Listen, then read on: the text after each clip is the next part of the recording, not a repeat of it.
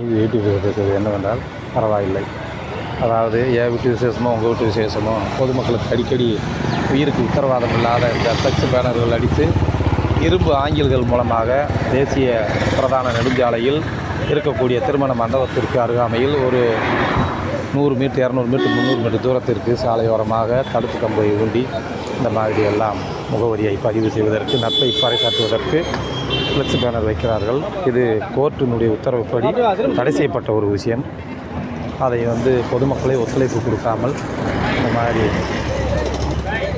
மாதிரி செய்கிறாங்க. அதை காவல்துறை சமூகம் பரவாயில்லை. தமிழக காவல்துறை நல்லபடியாகவே அதை பேணி காக்குது. அவங்க சட்டம் தன் கடமையை செய்து காவலர்களெல்லாம் மக்களின் நண்பர்கள் என்பதற்கு இன்று நான் மனமகிழ்ச்சியோடு பதிவுபடுத்திக் கொள்கிறேன்.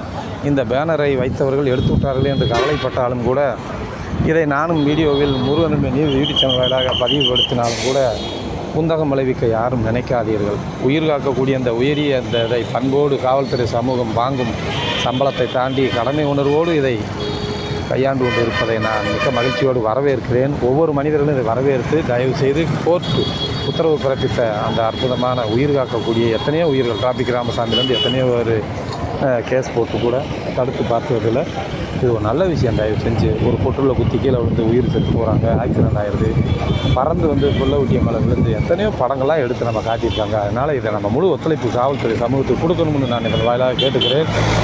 அந்த விளம்பரம் தெரியலைன்னு கவலைப்படாதீங்க. எத்தனையோ விளம்பரதாரியாக இருக்கிற உசுறு